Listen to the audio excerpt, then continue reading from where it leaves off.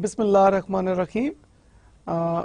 Welcome our dear students. Today again we are going to talk about fundamentals of public administration. The code is 406. It is one of the courses of MPA program. Now before we move on to today's topic of discussion, let us have a brief reflection कि पिछले lecture में हमने क्या क्या discuss किया था.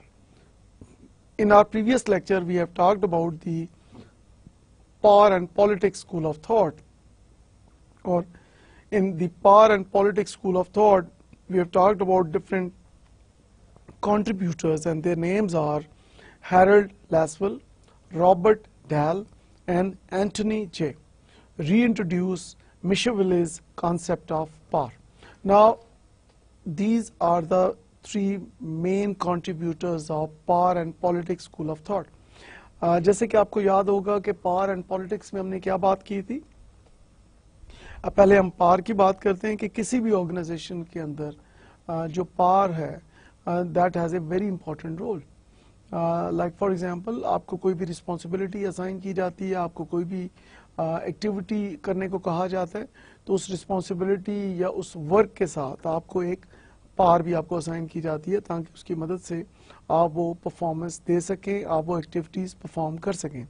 उसके साथ साथ हमने बात की अपने प्रीवियस लेक्चर में कि पॉलिटिक्स की. नाउ पॉलिटिक्स का किसी भी ऑर्गेनाइजेशन के अंदर एक बहुत इंपॉर्टेंट रोल है, और जब हमने पॉलिटिक्स की बात की तो पॉलिटिक्स किन चीज़ों को कंट्रोल करती है. लाइक ऑर्गेनाइजेशन के अंदर there are 4 type of resources जिसके बारे में हमने बात की कि there are human resources, there are financial resources, physical resources and information resources. तो इन चारों रिसोर्सेज को जो पॉलिटिक्स हैं वो कंट्रोल करती है.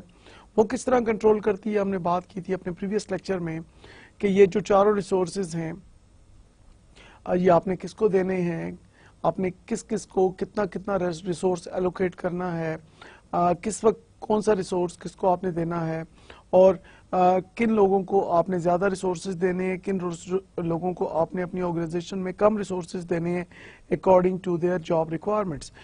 तो पावर एंड पॉलिटिक्स के बारे में हमने अपने प्रीवियस लेक्चर में डिफरेंट डिस्कशंस की थी डिफरेंट इन कंट्रीब्यूटर्स के पॉइंट ऑफ व्यू से.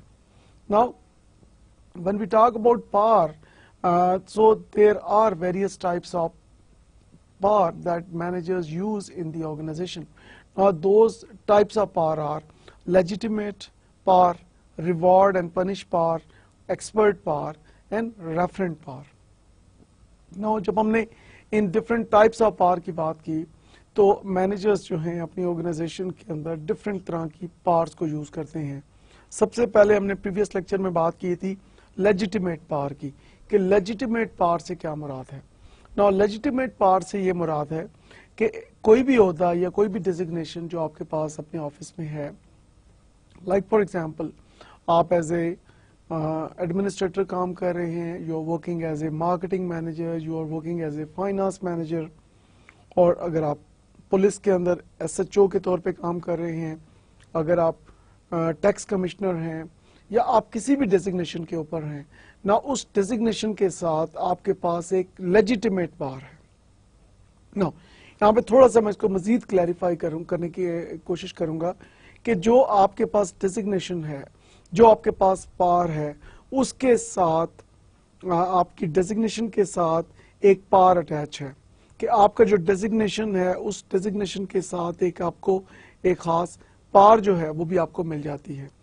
कि जैसे फॉर एग्जांपल हम फाइनेंस मैनेजर की एग्जांपल देते हैं कि फाइनेंस मैनेजर के पास डिफरेंट रिस्पॉन्सिबिलिटीज़ हैं जो कि उसने परफॉर्म करनी है अपनी ऑर्गेनाइजेशन में. Now in order to perform different responsibilities, तो फाइनेंस मैनेजर का जो डेजिग्नेशन है उस डेजिग्नेशन के साथ सर्टन पावर्स एलोकेट हो जाती हैं, सर्टन पावर्स मिल जाती हैं उस पर्सन को जो कि फाइनेंस मैनेजर का डेजिग्नेशन होल्ड कर रहा है. फिर हमने बात की थी रिवॉर्ड एंड पनिशमेंट पावर की कि किसी भी ऑर्गेनाइजेशन के अंदर जो मैनेजर है उसके पास रिवॉर्ड एंड पनिशमेंट की पावर है। लाइक फॉर एग्जांपल, एक एम्प्लॉय बेहतर परफॉर्म कर रहा है, सो बेहतर परफॉर्मेंस के ऊपर उसको रिवॉर्ड किया जाएगा, उसको अप्रिशिएट किया जाएगा। सो रिवॉर्ड, फाइनेंशियल रिवॉर्ड भी दिया जा सकता है और नॉन फाइनेंशियल रिवॉर्ड भी। For example, increase in salary, increase in allowances, increase in bonuses, और सम एप्रिसिएशन सर्टिफिकेट और सम शील्ड, या आप उसको एक शाबाश देते हैं। So those are the different types of rewards. Then एक पनिशमेंट पावर है जो कि मैनेजर के पास होती है कि अगर कोई एम्प्लॉय पुअर परफॉर्मेंस है उसकी, या वो अपने टारगेट्स को अचीव नहीं करता, तो डेफिनेटली मैनेजर के पास एक ऐसी पावर है पनिशमेंट की जिसके मुताबिक वो उन एम्प्लॉयज़ को करेक्शन की तरफ लेके जा सकता है, उनके बिहेवियर को, उनके एटीट्यूड को, और उनकी जो जिस वजह से वो पुअर परफॉर्मेंस दे रहे हैं, तो उस पुअर परफॉर्मेंस को गुड परफॉर्मेंस में करेक्ट करने के लिए of course some time it becomes necessary कि ऐसे एम्प्लॉयज़ जो कि हैबिचुअल लाइक फॉर एग्जांपल हैं, कि जो पुअर परफॉर्मर्स हैं, जो उनको ट्रेनिंग देने के बावजूद, उनके एटीट्यूड और बिहेवियर पे काम करने के बावजूद, उनके साथ डिस्कशंस के बावजूद भी अगर वो अपनी परफॉर्मेंस अच्छी नहीं दे रहे, तो ऐसे एम्प्लॉयज़ को मैनेजर्स जो हैं वो पनिशमेंट करते हैं ताकि वो अपने इम्प्रूवमेंट की तरफ आएँ और अपनी परफॉर्मेंस को बेहतर करें। And then we talk about expert power. जैसे कि नाम से जाहिर है, expert power means that, like for example, there are computer experts, there are expert like for example doctors, like for example हम कहते हैं कि एक डॉक्टर है, he or she is ENT expert. Then some doctor we say that cardiologist है कोई doctor. तो इसी तरह हम स्पेशलाइजेशंस की बात करते हैं कि एक पर्सन जो है ही और she is a good machine operator. So इसी तरह एक एक्सपर्टीज़ है। नाउ जो आपकी एक्सपर्टीज़ है, तो जितनी आपकी एक्सपर्टीज़ इंक्रीज होती है उसी के साथ साथ आपकी पावर्स इंक्रीज होती हैं। For example, as a student जब आप अपनी बात करते हैं, तो if you improve your communication skills, if you improve your presentation skills, if you improve your analytical skills, if you improve your decision making skills, so if you improve things skills like this, so of course it means that you are increasing your power. So anybody who wants to increase his or her power, so the best thing is, why not you do something to improve your expertise in your area of interest. And then finally we talk about referent power. Now referent power means that every organization they are looking for best human resources. Now in order to find the best human resources, what these organizations do is that they ask their best employees, they ask their trusted employees to recommend or to refer any person for some particular positions जो कि उस organizations के अंदर vacant हैं. Now employee referrals के नतीजे में organization is able to hire quickly the best available human resources from the market with of course minimum expense. Then in our previous lecture we have also talked about conflict. Now conflict के बारे में जब हम सोचते हैं तो आपके ज़हन में सबसे पहले क्या आता है? डेफिनेटली जो पहली चीज़ हमारे जहन में आती है, हमारे ब्रेन में आती है कि conflicts are bad. Conflict means के किसी के साथ डिसएग्रीमेंट होना, किसी के साथ लड़ाई झगड़ा होना, सो हाई स्ट्रेस हो जाती है, थिंग्स लाइक दैट। यहाँ पे एक चीज़ मैं ज़रूर क्लैरिफाई करना चाहूँगा कि having conflict is not a bad thing, but here having conflict is not a bad thing. यहाँ पे ये चीज़ ज़रूर आपके जहन में होनी चाहिए कि conflict should be positive. So there are conflicts which are positive, there are conflicts which are negative. So having a conflict at workplace is a natural phenomena. जहाँ भी लोग किसी एक जगह काम करते हैं तो they have close interaction, or whenever they have close interaction, of course there are conflicts. So there are disagreements, of course there are differences. Now ये disagreement or differences किस वजह से होते हैं? What are the different factors? which are the root causes of these differences and disagreements. Here we talk about, like for example, cultural differences, like for example, people from different backgrounds, different traditions, different norms. Now people from different locations, people having different religions, people having different languages, male and female. Now when these people who are called the highly diversified group, when these people work in the same organization, when these people work in the same department, of course they have conflicts. Now, as a manager, as a good manager, it is the basic responsibility of any good manager is to get the benefit out of those conflicts. तो conflicts को positive conflicts में convert करने की ज़रूरत है. और जब किसी organization के अंदर जब हम बात करते हैं positive conflict की, तो इससे ये मुराद है कि two heads are only better than one if they contain different positive ideas. So तनकीद बराए तनकीद की बजाय हम तामीरी, मुस्बत, कंस्ट्रक्टिव क्रिटिसिज्म की तरफ मूव करें, हम अपनी राय दें, हम अपना फीडबैक दें, हम अपना पॉइंट ऑफ व्यू दें. Definitely this is really very important for the improvement of performance of any organization. So the best thing is we can have brainstorming sessions, we can have meetings. In those meetings everybody is allowed to give his or her point of view without any fear. Now when people are involved and when they go for brainstorming, wonderful ideas come in. So organizations become more creative and more innovative. So having a positive conflict results in most cases a wonderful performance. So we need to focus more on the positive conflict. Now talking about the negative conflict. Now negative conflict means that when you criticize for the sake of criticism. Now this is not good. This is not recommended. We need to give our positive suggestions. Like for example, we need to give our suggestions for the improvement. बजाय ये कि हम किसी चीज़ के बारे में सिर्फ negative side को हम फोकस करें, हम पॉजिटिव साइड को हम फोकस कर सकते हैं. तो नेगेटिव कॉन्फ्लिक्ट को अवॉइड करने की ज़रूरत है और पॉजिटिव कॉन्फ्लिक्ट्स को ऑर्गेनाइजेशंस के अंदर प्रमोट करने की ज़रूरत है. And then in our previous lecture we have talked about Indus Valley civilization. Now in the subcontinent, two civilizations of ancient time, that is Mohenjo-daro and Harappa, were very developed cities between 3250 and 2750 BC.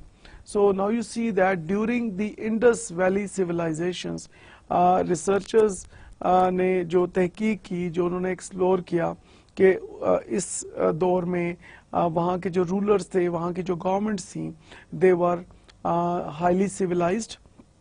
वहाँ पे agricultural reforms लाए गए, वहाँ पे land को measurement करने का वहाँ पे तरीक़ेकार था, वहाँ पे टैक्सेशन सिस्टम था, वहाँ पे रोड कंस्ट्रक्शन का प्रॉपर सिस्टम था. इंडस वैली सिविलाइजेशन के दौर में जो हाउसेस जो कंस्ट्रक्ट किए जाते थे, वो मोहनजोदाड़ो एंड हड़प्पा में जो हम देखते हैं कि वहाँ से रिसर्च से ये चीज़ साबित हुई है कि जो ब्रिक्स हैं, जो ईंटें हैं, so they were being used to construct houses. Now we move on to our today's topic of discussion, and that is the history of public administration. Now the book by Kautilya is one of the oldest books on public administration written during Maurya period. Now this book was written for the officials who were responsible for running the government, so that they understand their duties and responsibilities. Okay, when we talk about the first book of public administration, जो पहली book public administration पे लिखी गई, उसका जो basic purpose था कि जो different government के officials हैं, जिनको different duties और responsibilities government ने assign की, वो अपने काम को बेहतर तरीके से किस तरह कर सकते हैं, किस तरह ज़्यादा efficient हो सकते हैं, किस तरह से ज़्यादा effective हो सकते हैं. तो उसके लिए इस बुक्स ने जो पब्लिक एडमिनिस्ट्रेशन पे जो पहली बुक थी बाय Kautilya, इस बुक ने काफ़ी ज़्यादा हेल्प आउट किया उस वक्त के मैनेजर्स को. Now, now we move towards the Mughal period when we talk about the history of public administration. Now, Mughal administrative system has clear imprints on the present day public management in Pakistan. Now we look at it now that how it has an imprint on the present day public management in Pakistan. So Mughal period lasted over 2 centuries, during which many rulers including Sher Shah Suri and Akbar. And during that period, though Suri was not Mughal ruler, but his administrative system was adopted by succeeding rulers. Now Suri developed a centralized system of administration, divided the empire into 47 divisions with several subdivisions under each division. So he constructed the present Grand Trunk Road, and we call that GT Road, which runs from Peshawar to Calcutta.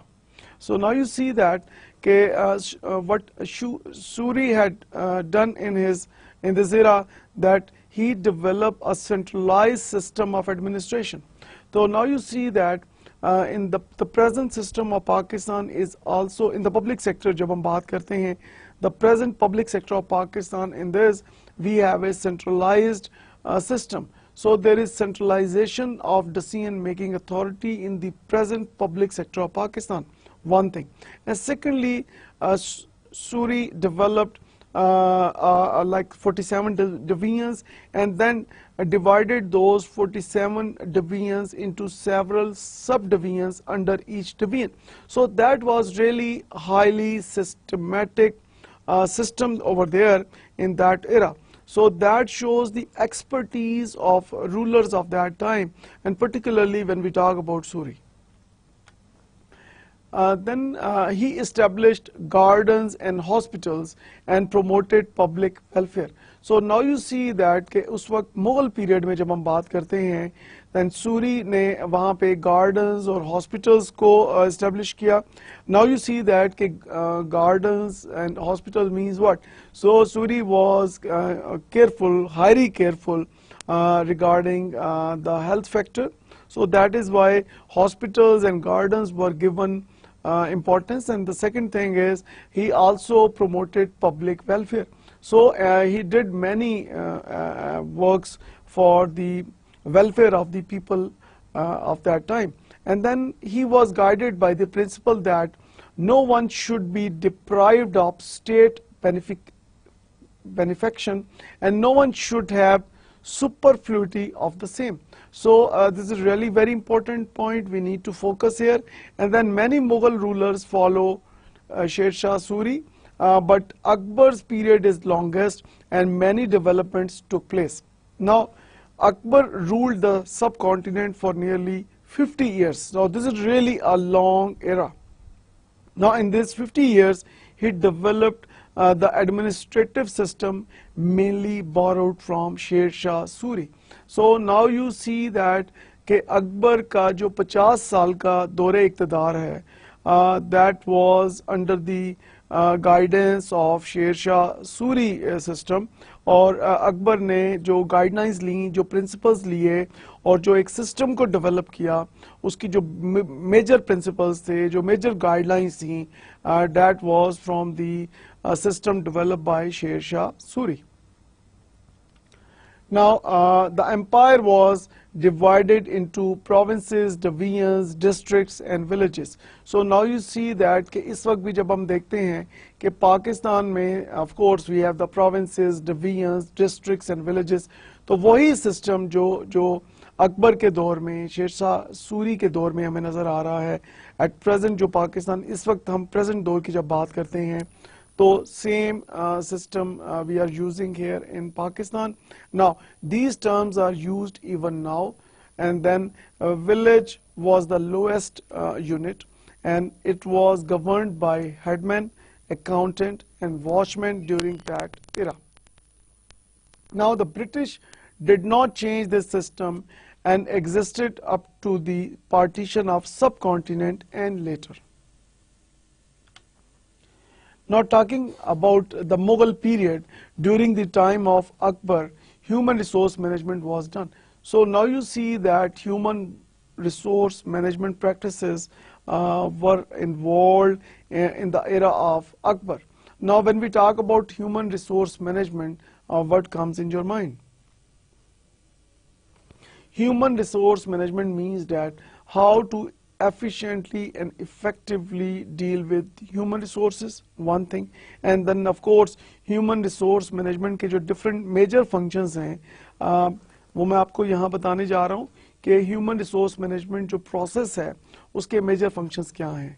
Now the human resource management का जो most important पहला function है that is called human resource planning. कि किसी भी organization के अंदर hiring करने से पहले, रिक्रूटमेंट करने से पहले आपको ह्यूमन रिसोर्स प्लानिंग करनी है कि आप आपका एक रिक्वायरमेंट एनालिसिस करते हैं कि आपको मुख्तलिफ डिपार्टमेंट्स में ऑर्गेनाइजेशन के अंदर कितने लोग, कौन से डिपार्टमेंट में कितने लोग आपको चाहिए, उन जिन लोगों को आपने हायर करना है उनका क्या एलिजिबिलिटी क्राइटेरिया होगा, उनकी क्या जॉब रिस्पॉन्सिबिलिटीज होंगी जिसको हम जॉब डिस्क्रिप्शन, जॉब स्पेसिफिकेशन कहते हैं. तो in human resource planning job analysis किया जाता है, जॉब डिस्क्रिप्शन को डिफाइन किया जाता है, जॉब स्पेसिफिकेशन को डिफाइन किया जाता है, and then after the human resource planning in human resource management process it moved towards recruitment and selection.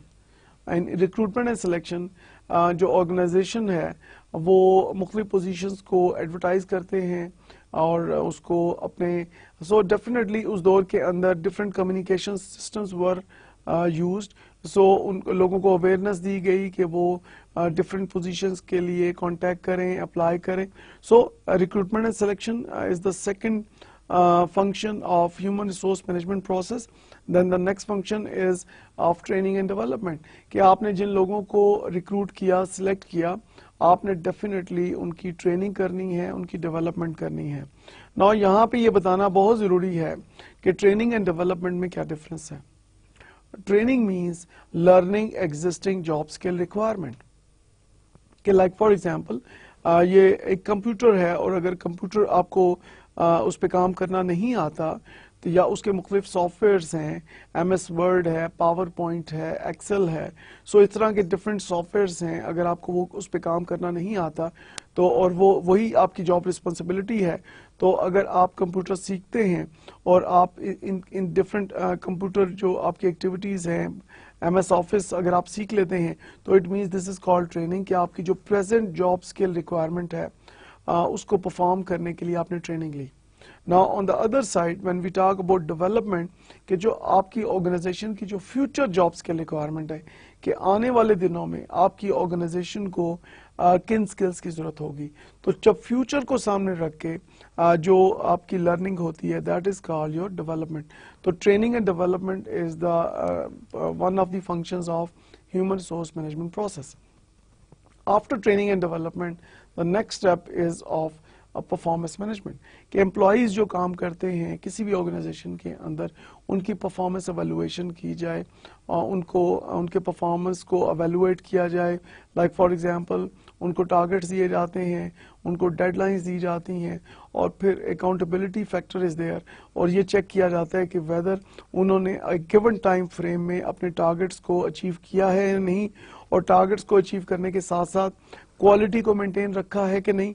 इस तरह की चीज़ें डिफरेंट पैरामीटर्स हैं, डिफरेंट क्राइटेरिया होता है और उस क्राइटेरिया और पैरामीटर्स को सामने रखते हुए एम्प्लॉयज़ की परफॉर्मेंस को एवेलुएट किया जाता है और उसके अंदर इम्प्रूवमेंट सजेस्ट की जाती हैं.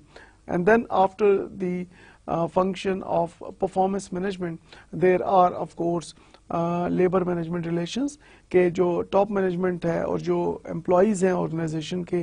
सो टॉप मैनेजमेंट एंड एम्प्लॉई जो रिलेशंस हैं वो किस तरह के होने चाहिए. ऑफ कोर्स जब एम्प्लॉयज़ और top management they are working and then of course there are certain challenges और इश्यूज और प्रॉब्लम्स दे फेस. सो उनको सॉल्व करने के लिए ह्यूमन रिसोर्स मैनेजमेंट जो प्रोसेस है वो आपको हेल्प आउट करता है. And finally we also talk about ethics, we also talk about moral values, we also talk about health, we also talk about safety. So इस तरह के फैक्टर्स भी आपके ह्यूमन रिसोर्स मैनेजमेंट प्रोसेस का एक part है। तो जब हम बात करते हैं अकबर के दौर की, तो अकबर ने अपने दौर में ह्यूमन रिसोर्स मैनेजमेंट जो प्रैक्टिसेस थी उनके ऊपर भी अमल किया, एंड दैट शोज कि Akbar was very well aware about the importance of human resources. जैसे कि हम कहते हैं कि human resource is the most important asset of any organisation, तो अकबर ने इस मोस्ट इम्पॉर्टेंट एसेट को न सिर्फ ये कि उसको बेहतर तरीके से मैनेज किया, बल्कि उससे बेहतर जो एक परफॉर्मेंस जो है वो एक बेस्ट जो पोटेंशियल है उसको बाहर लेके आने में अकबर की बहुत सारी कॉन्ट्रीब्यूशंस हमें यहाँ नजर आ रही है। And then Akbar further improve the system, like for example talking about the revenue collection system. So during Akbar period revenue collection system was improved.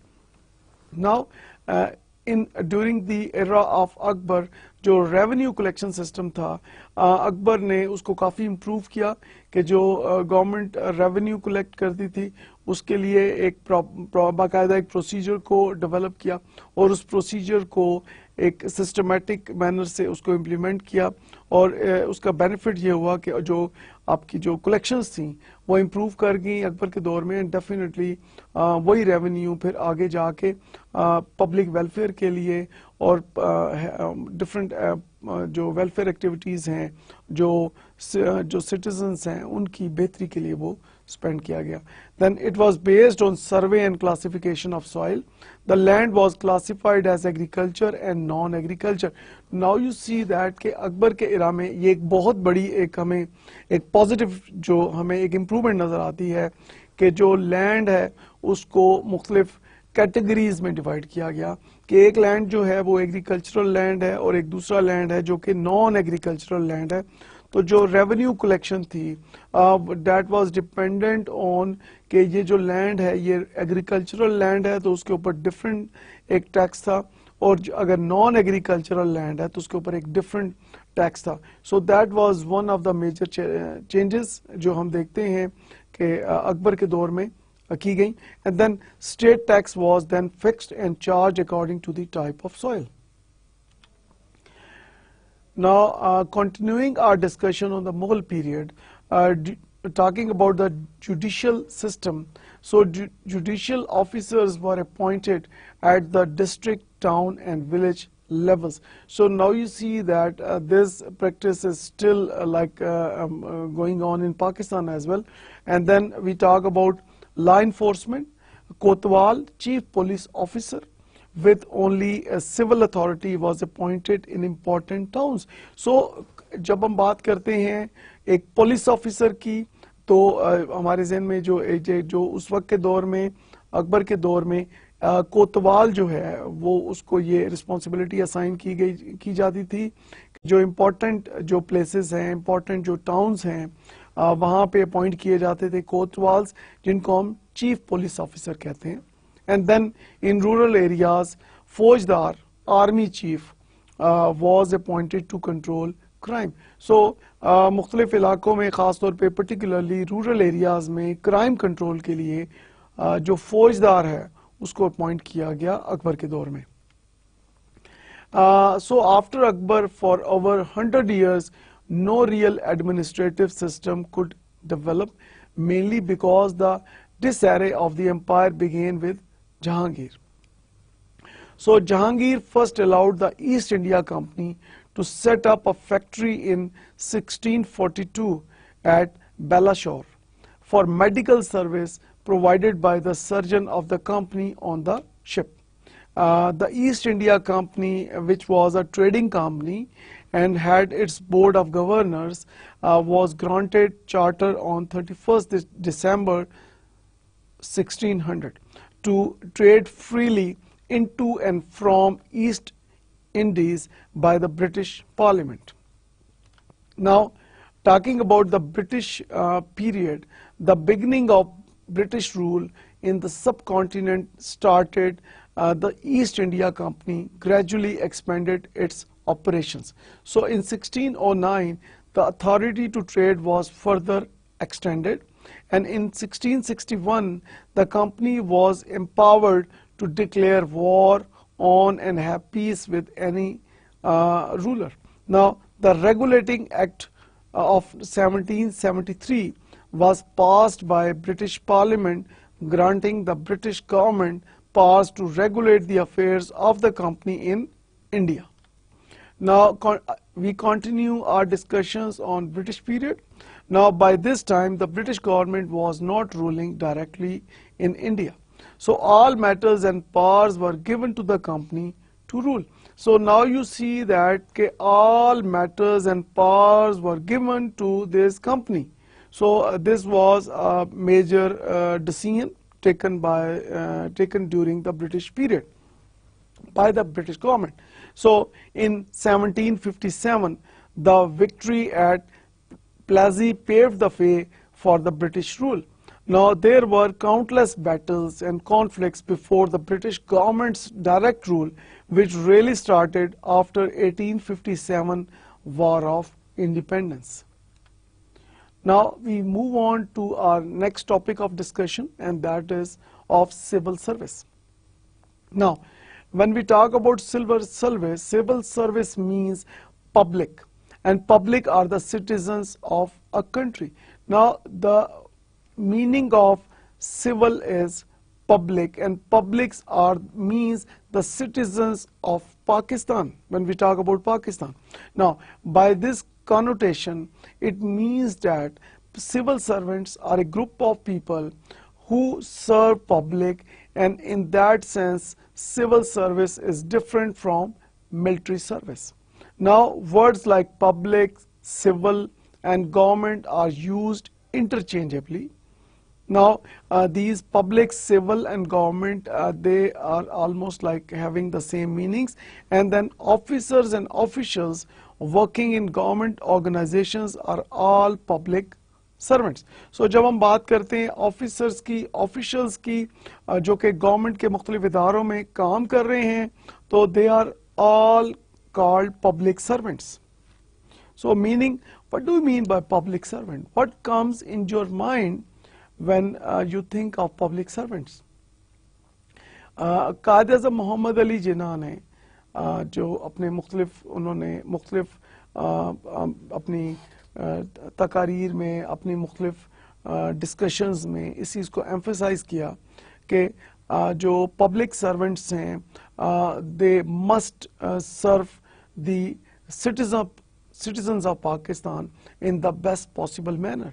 तो जो पब्लिक सर्वेंट्स हैं वो अपने इंडिविजुअल ऑब्जेक्टिव्स को पीछे रखें, और जो ऑर्गेनाइजेशनल ऑब्जेक्टिव्स हैं, और ऑर्गेनाइजेशनल ऑब्जेक्टिव क्या है कि to serve the people of Pakistan. So Quaid-e-Azam के फरमान के मुताबिक जो पब्लिक सर्वेंट्स हैं उनकी जो मेजर रिस्पॉन्सिबिलिटी है कि वो अपने बेस्ट पोटेंशियल को यूज़ करके जो पाकिस्तानी सिटीजन्स हैं उनको अपनी बेस्ट सर्विसेज ऑफर करें. Now talking about recruitment of public servants, the recruitment of civil servants takes place by the following two methods. Here we talk about Public Service Commission, that is called federal and provincial, and then we talk about the autonomous organizations. They recruit people directly, test and interview by the organization. Now here we talk about the Public Service Commission. Like for example, we have a federal Public Service Commission, then we have provincial Public Service Commissions. So ये जो Public Service Commissions हैं federal and provincial level पे, what they do is they advertise different positions, they take tests, and then they appoint people.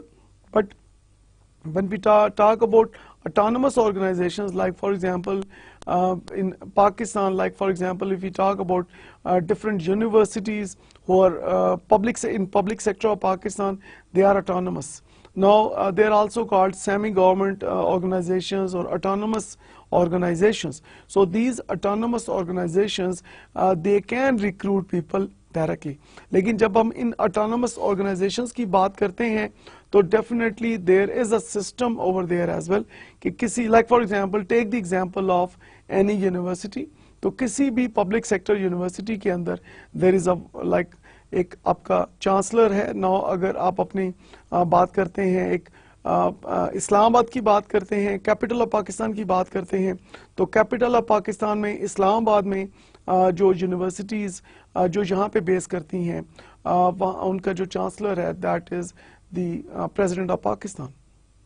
And then we have the pro-chancellor who is the education minister, जो भी उस वक्त उस position पे सर्व कर रहा होता है. So the education minister is called the pro-chancellor of that university. And then after that we have the vice chancellor. Now vice chancellor is sitting in that particular university. And then we have the executive council or the syndicate or the board of directors or board of governors. And then of course the supreme body who is who has the authority to make decisions. And then of course we have the administrative side and the academic side. So on the administrative side we have the registrars and others who are providing administrative support to academic side, and academic sides includes the deans and the chairmen, chairpersons, professors, lecturers, etc. So this is what the composition of any university is. Now these autonomous organizations, when they recruit and hire people, they follow certain rules and regulations.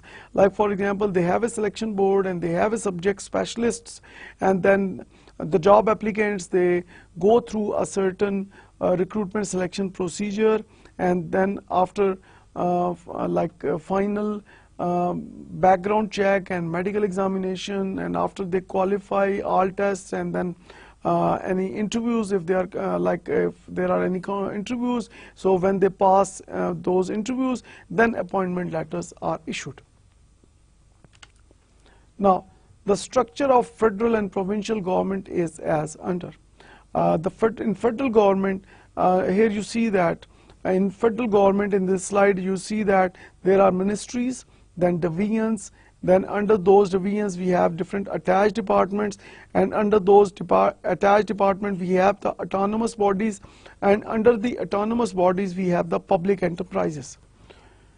On the other side, when we talk about the provincial government, there are departments, and then under those departments we have the directorates, and under those directorates there are the autonomous bodies, and then you see the development authorities, and then there are district and tehsil offices. So with the help of this slide, you see the difference between the federal government and provincial government, that federal government कैसे काम कर रही है, कौन सा इदारा, कौन सा डिपार्टमेंट किसको रिपोर्ट कर रहा है, और फेडरल गवर्नमेंट में अगर आप देखते हैं कि कौन सा इदारा किस इदारे को रिपोर्ट कर रहा है. सो यहाँ पे आपको एक हायरार्की नजर आ रही है, एक रिपोर्टिंग रिलेशनशिप आपको नजर आ रही है. Now continuing our discussion on civil service. Now at the federal level, the top organization is ministry. For example, Ministry of Health and Population. The ministry is headed by a minister. Each ministry may have 2 or more than 2 divisions. Now the administrative control of the department is with the division which is controlling it, and autonomous bodies are much independent because these have their board of governors who makes policies, decisions for the organization. So in this way these are independent administratively. Now we are going to talk about the functions performed by government. Now the government performs these functions. They are responsible to maintain peace. Now this is really very important.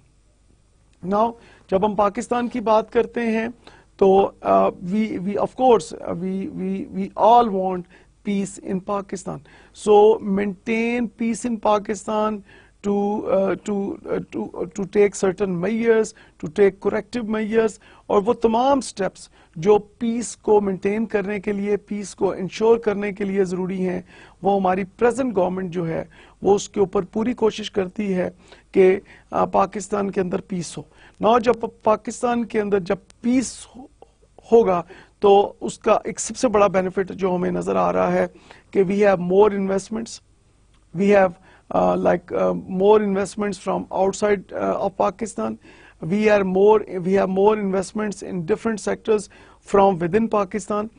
So definitely जब country में, किसी भी country में जब एक peaceful situation होती है तो डेफिनेटली एक इकोनॉमिक स्टेबिलिटी और इकोनॉमिक ग्रोथ की हम बात करते हैं। और किसी भी कंट्री में जब अगर पीस ना हो या पीस जो है वो कम हो तो डेफिनेटली वहाँ पे हमें प्रॉब्लम ज़्यादा नज़र आते हैं। और सबसे ज़्यादा जो इम्पैक्ट हमें नज़र आता है कि इकोनॉमी जो है वो डिक्लाइन की तरफ जाती है। Then of course the another function performed by the government is to provide defense. Now of course government is responsible of, like for example हमारे जो नेबर कंट्रीज हैं या जो हमारे थ्रेट्स हैं या जो भी हमें चैलेंजेस जो हम फेस कर रहे हैं, पाकिस्तान जो डिफरेंट चैलेंजेस फेस कर रहा है उसको, लाइक हमारी जो बॉर्डर सिचुएशन है वहाँ पे, तो उन तमाम चीज़ों को मैनेज करने के लिए it is the basic function of any government कि वो नेसेसरी करेक्टिव मेजर्स ले और वो इस चीज़ को इंश्योर करे कि पाकिस्तान को जो भी थ्रेट्स हैं और पाकिस्तान को जो भी चैलेंजेस हैं, पर्टिकुलरली जब हम अपने बॉर्डर की बात करते हैं तो definitely this is one of the most important function of any government to protect the borders of Pakistan, and then collects revenues. Now this is again the most important factor, because without collection of revenue government जो है अपने मुख्तलिफ development projects run नहीं कर सकती। Government जो है वो अपने सिटीजन ऑफ पाकिस्तान के लिए मुख्तलिफ जो एक्टिविटीज़ हैं वो परफॉर्म नहीं कर सकती। फॉर एग्जांपल जब हम बात करते हैं कंस्ट्रक्शन ऑफ रोड्स की, जब हम बात करते हैं कंस्ट्रक्शन ऑफ ब्रिजेस की, जब हम बात करते हैं पब्लिक सेक्टर यूनिवर्सिटीज़ की, जब हम बात करते हैं पब्लिक वेलफेयर की, जब हम बात करते हैं पब्लिक हॉस्पिटल्स की, जब हम बात करते हैं पब्लिक की बेहतरी की, तो definitely it is the basic responsibility of any government is to the collect revenue. Now revenue collection के लिए देर आर डिफरेंट सिस्टम्स के जो टैक्स कलेक्शन है उसके लिए डिफरेंट डिपार्टमेंट्स हैं पाकिस्तान में who are responsible to design a system कि किस तरीके कार से, किस मेथोडोलॉजी से जो रेवेन्यू जो है वो कलेक्शन पाकिस्तान में की जाएगी। और डेफिनेटली उसको इंश्योर किया जाता है कि वक्त के साथ साथ जो रेवेन्यू कलेक्शन है उसको इम्प्रूव किया जाता है ताकि पाकिस्तान के अंदर जो लोग डिफरेंट सोर्सेज से अर्न कर रहे हैं वहाँ वो टैक्स दें। और टैक्स देना ये हमारी एक कौमी जिम्मेदारी है और definitely as a good citizen of Pakistan हम सबको टैक्स देना चाहिए।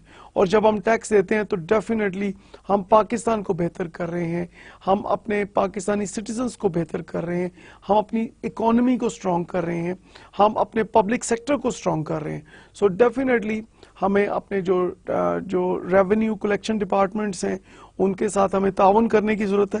तो डेफिनेटली गवर्नमेंट का यहाँ पे एक मेजर एक फंक्शन है कि वो अपने रेवेन्यू कलेक्शन प्रोसीजर्स हैं, जो सिस्टम है, उसको मज़ीद स्ट्रेंथन करे ताकि हम अपने पब्लिक की वेलफेयर के लिए गवर्नमेंट को ज़्यादा उसके पास एक रिसोर्सेज हों। And then government is also responsible to maintain currency.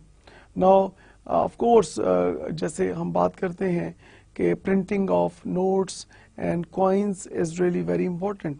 तो करेंसी को एक पाकिस्तान के अंदर एक उसको मेंटेन करना और उसके अंदर बेहतरी लेके आना इस सिस्टम में, और जो नेसेसरी करेक्टिव मेजर्स हैं definitely with the passage of time उसको देखना, that is the basic responsibility of any government. Now, how government performs various functions? It performs these functions through its representatives, that is, public servants or civil servants who are paid salary from the government treasury. Now, in addition to these traditional functions, modern governments perform many additional functions, and those additional functions are: it provides utilities like for example electricity, telephone, gas. So now you see that जब हम पाकिस्तान में देखते हैं इस वक्त at present जो electricity provide की जा रही है, इस वक्त जो telephone facility provide की जा रही है, gas provide की जा रही है, तो it is the basic responsibility of present government कि ये तमाम चीज़ें वो अपने पब्लिक को, पाकिस्तानी सिटीजन्स को या जो लोग जहाँ पे पाकिस्तान में रह रहे हैं इवन जो फॉरेनर्स यहाँ पे रह रहे हैं उनको वो प्रोवाइड करें। इस वक्त एट प्रेजेंट जब हम देखते हैं कि जो टेलीफोन की जब हम बात करते हैं तो डेफिनेटली जो प्राइवेट सेक्टर है वो काफ़ी पाकिस्तान में इस टेलीकॉम सेक्टर में काफ़ी इस वक्त डेवलप हो चुका है, और पाकिस्तान टेलीकॉम सेक्टर में फास्टेस्ट ग्रोइंग जो सेक्टर है पाकिस्तान का, वो दुनिया में उसकी एग्जांपल दी जाती है। तो प्राइवेट सेक्टर जो है वो गवर्नमेंट के साथ मिलके पाकिस्तानी पब्लिक जो है उसको ये फैसिलिटी, टेलीफोन की facility like mobile phone facility, इस तरह की कनेक्टिविटी फैसिलिटीज़ जो है वो फ्राहम कर रहा है। इलेक्ट्रिसिटी में of course this is the basic responsibility of modern government to provide these basic facilities, and then it maintains government accounts and it maintains foreign relations. So government account maintenance again is one of the major responsibilities of a modern government, and then foreign relations को maintain करना। यहाँ पे मैं ये ज़रूर चीज़ add करना चाहूँगा कि जितने हमारे नेबरिंग कंट्रीज़ हैं, जितने हमारे मुस्लिम कंट्रीज़ हैं और जितने इन्फ्लुएंशियल कंट्रीज़ हैं दुनिया में, उन सब के साथ पाकिस्तान के स्ट्रॉन्ग रिलेशंस होने बहुत ज़रूरी हैं, क्योंकि जब हमारे स्ट्रॉन्ग रिलेशंस होंगे फॉरेन कंट्रीज़ के साथ तो of course we can improve our trade, we can improve our businesses, we can attract those different countries to invest in Pakistan and vice versa. So हम अपने जो हमारी skilled and unskilled labor है उसके लिए different opportunities हम create कर सकते हैं foreign countries में when we have good relations with different countries. और अगर हम unable होते हैं, अगर हम अपने different countries के साथ अपने relations को अगर हम बेहतर नहीं कर पाते या उसको स्ट्रॉन्ग नहीं करते तो डेफिनेटली उसके बहुत बुरे जो रिजल्ट्स हैं वो जिसके पॉसिबिलिटी हो सकती है। तो यहाँ पे मैं ज़रूर ये कहना चाहूँगा कि जो प्रेजेंट गवर्नमेंट है उसको डेफिनेटली फॉरेन रिलेशंस को डेवलप करने की, उसको स्ट्रेंथन करने की ज़रूरत है, और डेफिनेटली उसको एक विन विन स्ट्रेटजी पे लाने की ज़रूरत है कि गवर्नमेंट ऑफ पाकिस्तान जो अपने फॉरेन रिलेशंस किसी भी कंट्री के साथ उसको डेवलप और स्ट्रेंथन करने के साथ साथ उसको इक्वल टर्म्स पे लेके आएँ कि अगर आप किसी कंट्री के लिए आप कोई सेक्रीफाइस करते हैं या किसी कंट्री को आप कोई बेनिफिट देते हैं ट्रेड में, तो डेफिनेटली अगर आप एक कंट्री को अलाउ कर रहे हैं कि वो पाकिस्तान में इन्वेस्ट करें तो डेफिनेटली विन विन स्ट्रेटजी ये है कि उसी कंट्री से आप ये भी एक टर्म जो है डिसाइड कर सकते हैं कि पाकिस्तानी जो बिजनेसमैन है वो उस दूसरे फॉरेन कंट्री में जाके भी बिजनेस कर सकते हैं। इसी तरह के पाकिस्तान में बहुत सारी ऐसी प्रोडक्ट्स हैं जिनकी फॉरेन मार्केट बहुत स्ट्रांग है। लाइक फॉर एग्जांपल पाकिस्तान में जो फ्रूट की जब हम बात करते हैं तो पाकिस्तानी मैंगोज की जब हम बात करते हैं, पाकिस्तान में जब हम एप्पल्स की बात करते हैं, पाकिस्तान के जब हम राइस की बात करते हैं, पाकिस्तान की मुख्तलिफ जो एग्रीकल्चरल प्रोडक्ट्स हैं पूरी दुनिया में they have a high demand. तो वाई नॉट के पाकिस्तान अपने फॉरेन कंट्रीज़ के साथ जो रिलेशंस को इतना स्ट्रॉन्ग करे ताकि पाकिस्तान अपनी एग्रीकल्चरल प्रोडक्ट्स को एक बेहतर प्राइस के ऊपर वहाँ पे सेल कर सके, और उससे definitely we can of course make like huge foreign exchange, and then it maintains cantonments. So cantonments को maintain करना, foreign relations को maintain करना, government accounts को maintain करना, और providing different utilities, that is the basic responsibility of modern governments.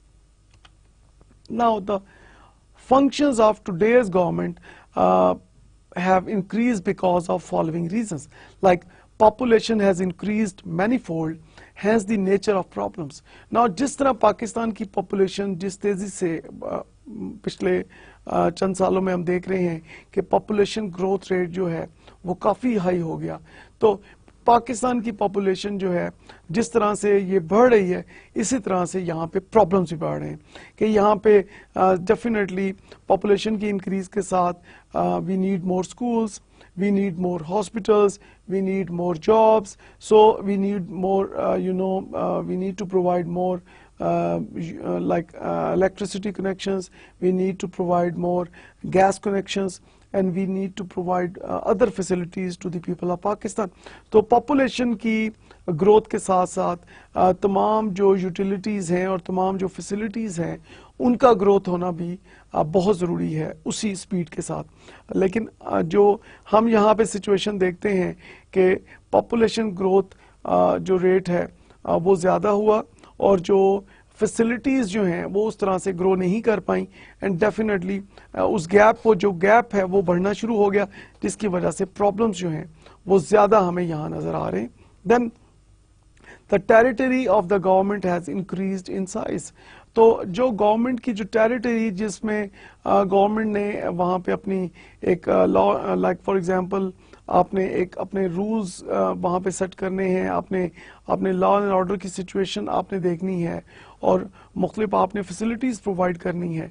आपकी territory expansion की वजह से definitely you need more resources. And then technological improvement and advancement. Now this is again really very important that due to technology improvement and advancement, so it is really very important for any government that we must adopt the new technology, number one thing.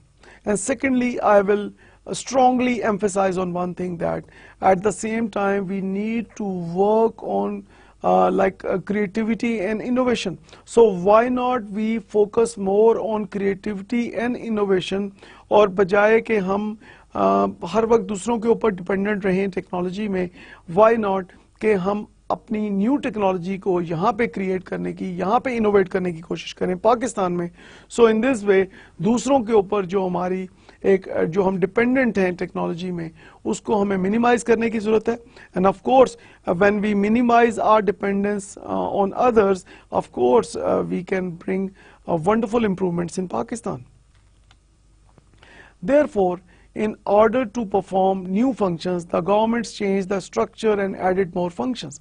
So at the time of independence, Pakistan inherited the civil service structure, which was laid out by the East India Company and subsequently modified by the British government to its own requirements.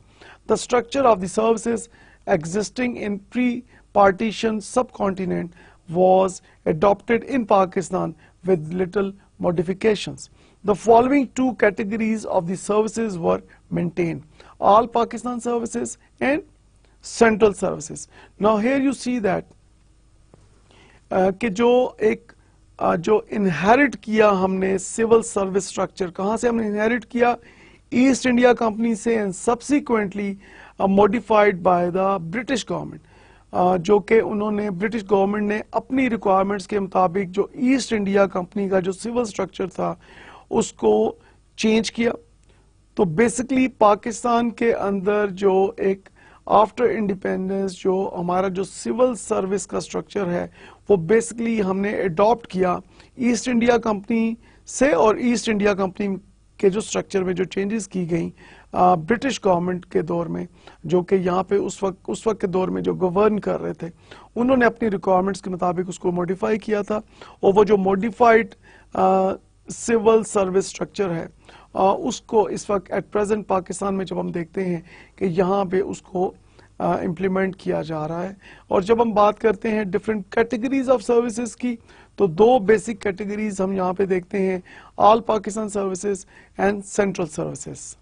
Now talking about all Pakistan services, it comprised civil service of Pakistan and the police service of Pakistan, whereas the officers of these services served under central as well as the provincial governments.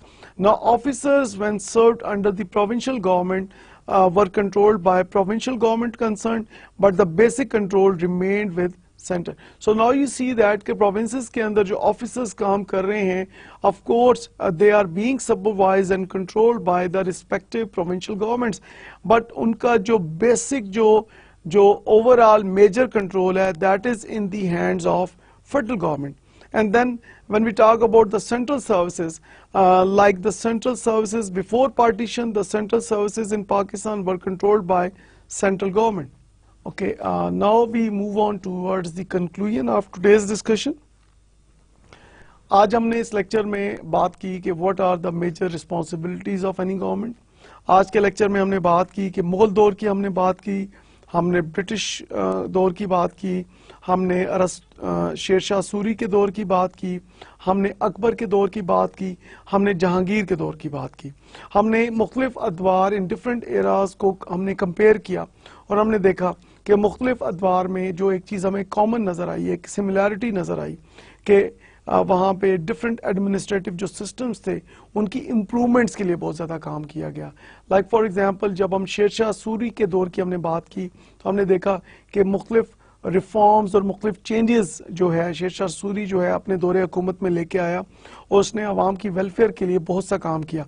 Like for example building hospitals and then building like developing gardens and working for the welfare of the people of their states. So that was the basic prime objectives of Sher Shah Suri.